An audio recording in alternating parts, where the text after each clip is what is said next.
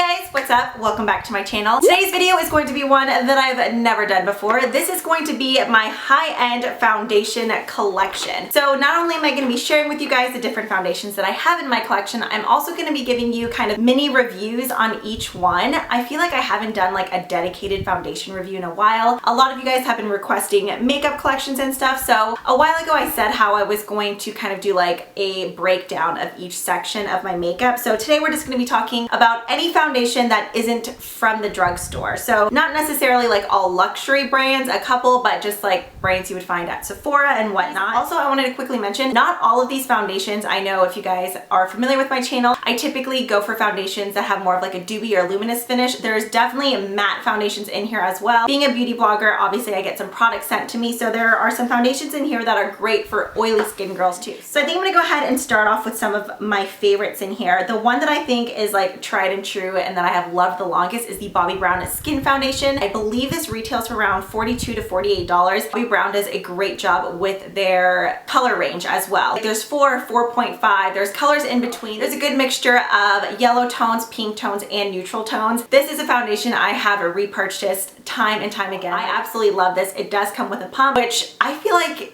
legally every high-end foundation should come with a pump. If you're gonna spend that kind of money, it should come with a pump by default.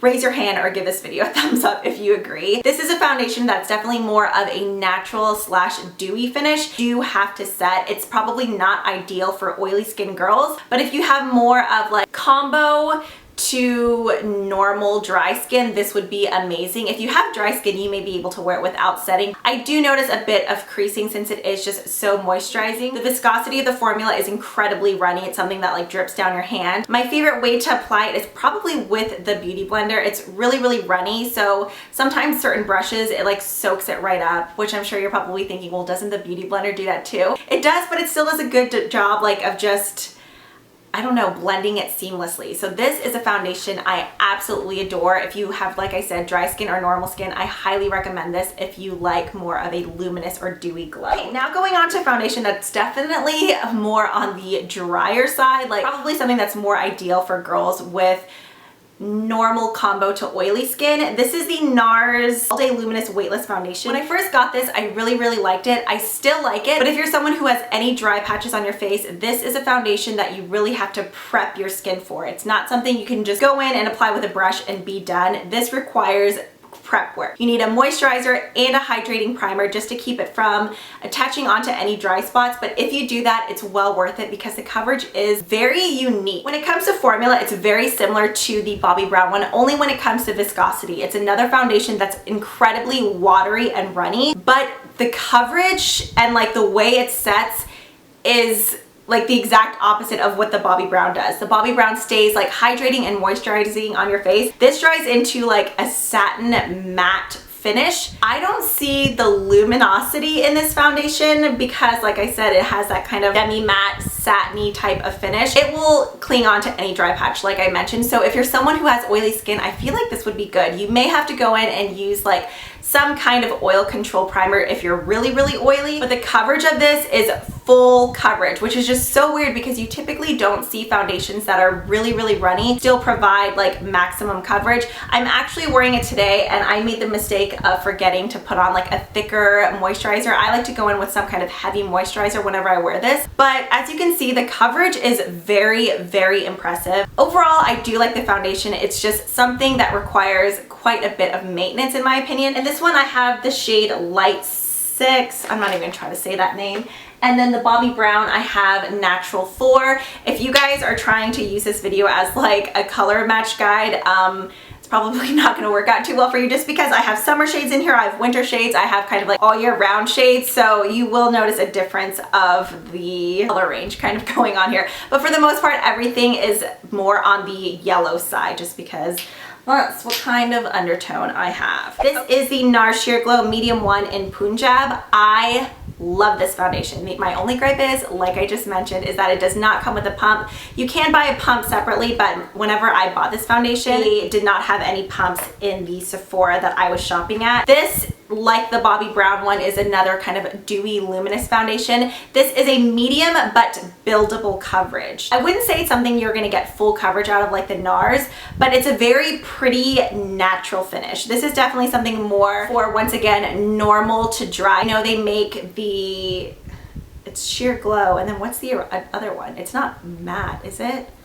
What is it called? Well, there's two different versions of these foundations. So there's one that's more ideal for oily skin, but I absolutely adore this foundation. It's another foundation, obviously, with glow in the name, that if you guys like that luminosity to your skin, this is a good one. Next up, we have a pricier foundation. This is the Hourglass Veil Fluid Makeup. It's oil-free and it has SPF 15. This foundation retails for $60, which I think is way overpriced for what it is. The packaging is beautiful, and I have a feeling that that's what the consumer is paying for, just because it is a glass bottle, and plus just the color of it, it just looks very, very high end. This is ideal to, I'd say, normal to slightly dry skin. It dries down to a satin finish. I would say it's medium to full coverage, definitely something you can build up to full. It doesn't require any setting since it has that nice satin finish. I feel like you're good to go without setting your foundation. Oily skin girls could definitely wear this, but Hourglass actually makes another formula that's more ideal for oily skin. That one I believe is called the Immaculate Liquid Foundation. When it comes to the texture of the foundation,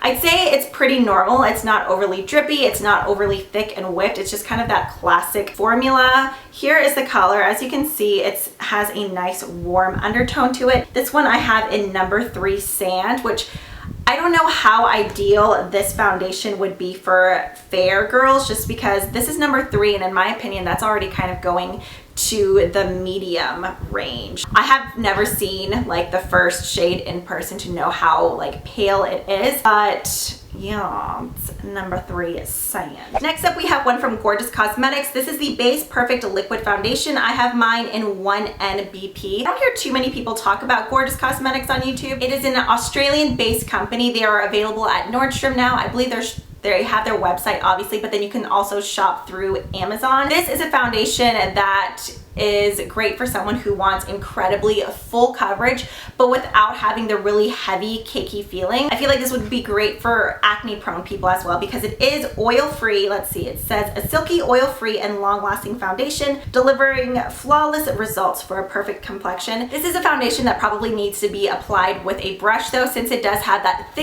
since it does have that thicker kind of moussey consistency, you need something that you can really go in and blend it out. The coverage does a great job of evening out your complexion. It covers any like redness or anything. Since it has that moussey texture that I mentioned, it does a pretty good job of concealing your pores as well. It's not something that you would have to go in with Benefit Poreless, but Professional or a primer like that, unless you have like really, really deep kind of like acne scars that have like, you know, the larger like dips and kind of texture differences in your skin. I've used this foundation multiple times on filming days. I don't know if it's something that I would wear day to day just because it is so full coverage, but keep in mind, since I said it has that kind of like lightweight texture, it doesn't give you cake face, but at the same time, it's not like a super, super natural look either, just because it gives you that completely flawless complexion. Next up, we have the Lorac Perfection Foundation. This one is oil-free, paraben-free, fragrance-free. It has SPF 20. I have mine in the shade PR3. I probably need the next shade up though, because this one is pretty light on me right now. Maybe in the winter when I'm not self-tanning, it will be better. I like this foundation. The formula is a lot kind of like, it reminds me of like a serum type moisturizing foundation. It's not overly runny. When I say serum, I say that just because I feel like it kind of has that like serum type gel texture, the way it just like melts right into your skin. This one I do with a brush or my fingers. I feel like my fingers do a great job of rubbing it in. This is actually infused with a ton of different anti-aging oxidants as well. I believe there's vitamin A and E. There's several different types of fruit and leaf extracts. The coverage, I would say, is more of a medium to natural finish. I don't really find myself ever being able to build this up to complete full flawless coverage. The only thing about this foundation, I feel like they didn't really do the best job of naming it. In my opinion, the formula doesn't really do anything for my pores. I don't see it like evening out the texture of my skin. The powder that goes with this, that's also called the Lorac Perfection, I think, baked powder. That one does do a great job of evening out your skin texture, just because the way that powder is like baked, I don't know what it is about it, just makes your skin look flawless. We have the Becca Radiant Skin. Ugh. packaging. The Radiant Skin Satin Finish Foundation. I'm not gonna lie, I rarely use this. I know they also make the other, is that one called like Flawless Face or Full Coverage? The foundation, the Becca foundation that comes like in the cylinder tube. Once again, being full coverage, this has a thicker consistency. As you can see, it like does not budge on my hand. This is probably too dark for me right now as well. It's not quite as moussey. Like once you rub it in, it does feel nice and moisturized, but I don't know. Something about this, like the way it sets, just doesn't look that great on my skin. I feel bad. I wish I had more to say about it, but it's just not a foundation that I care too much for, so I don't wear it too often. It says radiant. I don't know. It has a slight glow when it's wet, but I feel like all foundations do. But once it sets, it's not the most natural looking foundation in my opinion. This was actually a product that was sent to me, but I just don't use it that often. Next up, we have the Cover FX Natural Finish Oil-Free Foundation. This, once again, kind of has like a thicker formula, like it doesn't move, but this feels so lightweight on your face. I actually really like this foundation. This is a medium to buildable coverage foundation. I believe this is supposed to be one that's ideal for all skin types as well. This is one that I like to add some kind of luminizer to, like some kind of liquid luminizer. Anytime that I wear this, I almost always add like half a pump of the Becca Shimmering Skin Perfector, I think Opal.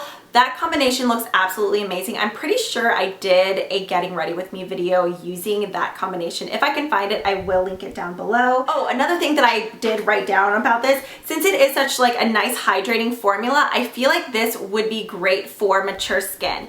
It's nice because it stays creamy. It doesn't dry to like a satin or a matte finish. It just kind of sets into a very natural finish. So it's definitely something I would recommend setting if you're on the oilier side. One thing I wanted to quickly mention though, since I keep saying like how this foundation is moisturizing and hydrating, I don't think oily skinned people should be afraid of it, just because even though it's hydrating, it doesn't leave behind like a greasy feeling. It's just like a nice plump type of hydrating feeling, if that makes sense. A very nice hydrating, non-greasy formula. I feel like that's the best way to describe it. Okay, next up, this is the Smashbox Studio Skin 15-Hour Wear Hydrating Foundation. This is a foundation that I highly recommend you apply with a sponge. For whatever reason, in my opinion, it does not work well with a brush. I've tried it with the random Sigma, like F80 or F whatever series kabuki brushes. I've tried it with other flat top brushes. I've tried it with stippling brushes. I just feel like this is a foundation that either requires your fingers or a sponge. This is more of a medium, once again, medium buildable coverage. I wouldn't say quite full. As you can see, this is very yellow. This is in the shade 2.2. One thing about this foundation, it's marketed as being transfer resistant, which I totally agree with. If you live somewhere like me that's very humid, I feel like this would be a great foundation just because it's sweat proof, it's transfer proof, so you're not having like issues of your face melting off throughout the day. Okay, next up, oh, this is a foundation I love. I was kind of hesitant to mention this. In fact, I'm still hesitant to mention it, but I'm already holding it. This came in a QVC exclusive set. I'm honestly not sure if they brought it back for good or not, because at the time it was kind of like in that promotion only. I believe they had the foundation, they pulled it back. I'm not sure if it has been re-released or not, but this is the Tarte Maracuja Miracle Found Sealer. As you can see, the packaging, it's kind of like a dropper formula. I did a getting ready with me video with this foundation as well.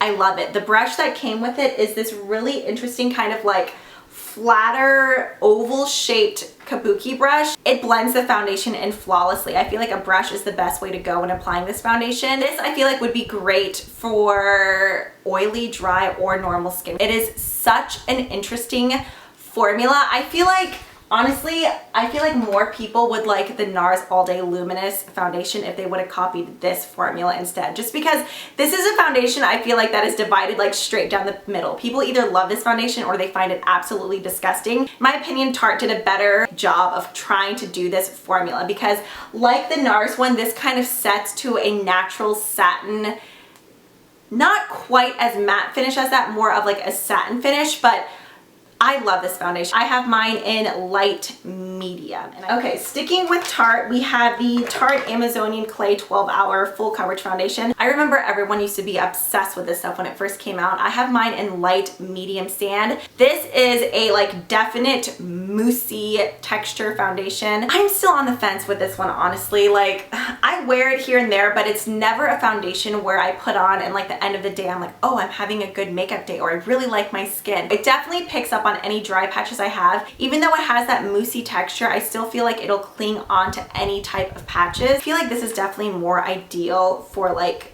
combo to oily skin people. It definitely is full coverage, but I'm just not crazy about the texture of it. Like, this is almost too flat and matte in my opinion. It is oil free and it has SPF 15, but the texture and everything, I just don't feel like it looks natural on my face whatsoever. Okay, since we kind of talked about a formula that was not so natural looking, now we'll go to a formula that does look very nice and natural on your skin. This is the Makeup Forever Ultra HD. This is their newer formula. It's been out for a couple months now. I have mine in several different shades. The one that I have here right now though is Y315, which used to be 125 just in the original Makeup Forever HD. I love this foundation. I feel like it's perfect for all skin types. The formula is just like, I feel like the perfect happy medium. It's not overly dewy, but then obviously it's like not a matte finish either. It's just a very natural looking foundation with great buildable coverage. It never gets overly cakey,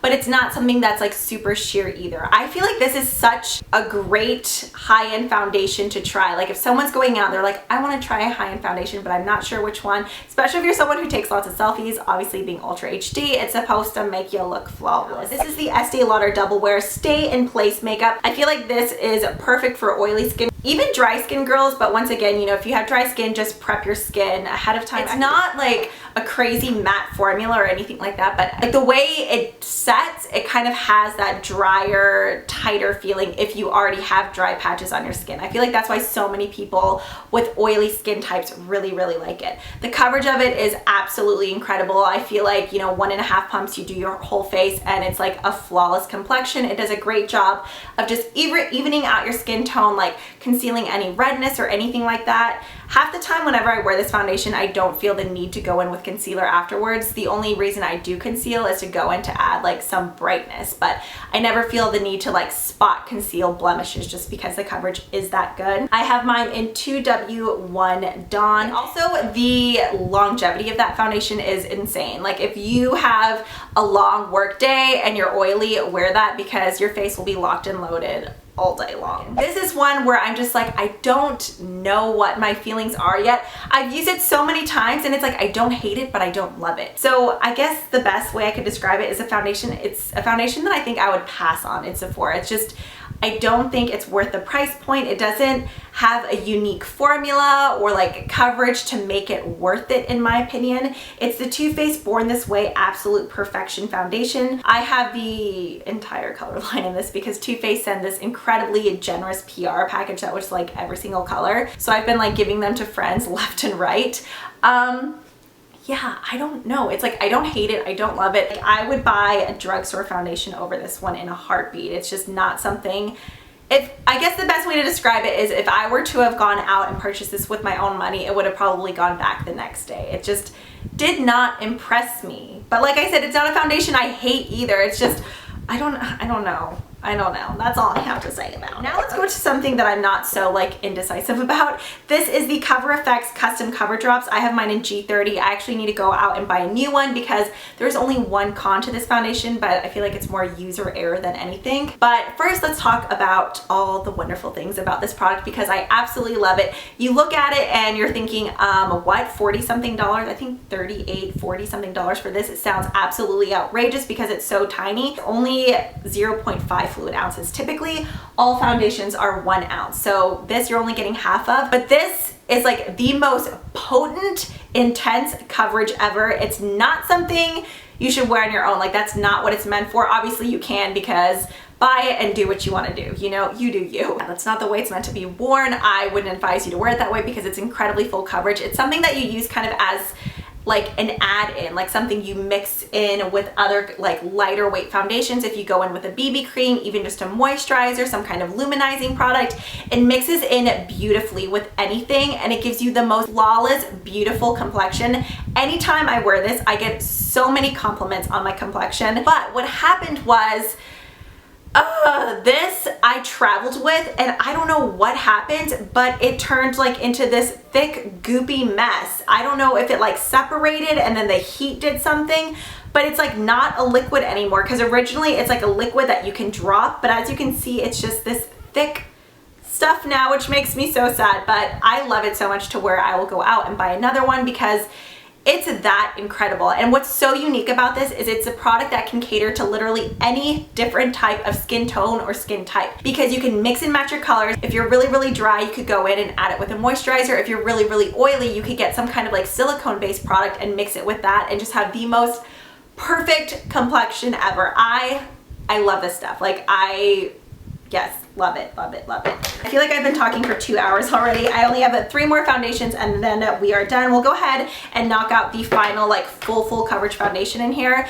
This is more of, well, it's actually a neutralizing correcting cream if you want to be specific. This is the IT Cosmetics Bye Bye Redness. If you are someone who suffers from a ton of acne scarring or like rosacea, something that's just leaving your skin very, very red and blotchy, I would highly recommend this. This is another product that is incredibly potent. You only need the tiniest drop. As you can see, it's like a thick, moussey, whipped consistency. Another great place though to try to find IT Cosmetics besides Ulta is on QVC. Sometimes they'll sell bundle packs, like it'll be this and a brush and something else for a better price. So if you guys are really interested in this or anything from IT Cosmetics, I highly recommend checking out QVC. This is the Chanel Lift Lumiere Firming and Smoothing Sunscreen Fluid Makeup. I don't notice anything firming or smoothing, or maybe kind of smoothing, just because I feel like it does a good job of like evening out the texture of my skin, like anywhere that I have large pores.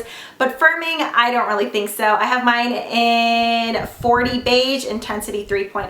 It has SPF 15.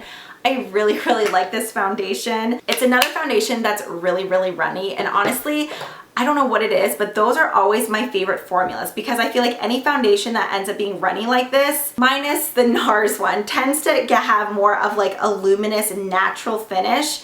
I love this. I have this, but then I also have the concealer that goes with it. It's like a brightening cream concentrate, and they look beautiful together. It's not a foundation you have to have in your life. Like, it's not life-changing, but if you're like me and you're a foundation junkie, it's definitely one worth trying out, even if you just go by the counter and get a sample of it. And then finally, this is one that I feel like everyone and their mother either like buys once, or they wanted it, or they've like are dying to try it. Those all basically sounded the same. If you're like an Instagram makeup stalker, this is the Giorgio Armani Luminous Silk Foundation. I have mine in 5.5. This foundation is beautiful, but I would not recommend it for oily skin. I rarely get foundations that like end up looking very shiny on me towards the end of the day. This one does, but I'm someone who doesn't mind that because I'm all about that glow. Like, I love anything that's gonna leave me like dewy and glowy. This one makes you glisten. It might even make you a little bit greasy, but I really like it. The coverage is beautiful. It's a very medium but natural coverage. I don't know if it's something that I would like race out to get again, but I do really, really like it. Like, I have no regrets buying it. So yeah, that wraps up this video. It was, oh my god, I don't even want to know how long this video is going to be. I hope you guys liked it. If you did, be sure to hit that thumbs up button. I hope you guys found it helpful and that I did a decent job kind of giving you guys like mini little reviews and thoughts on each of those products. I will have the drugstore collection or foundation collection coming up sometime soon. But as always, thank you guys so much for watching. If you guys had any comments or questions, be sure to leave those down below. And if you haven't already, please subscribe. It would make my day, and I will catch you guys in the next one. Bye!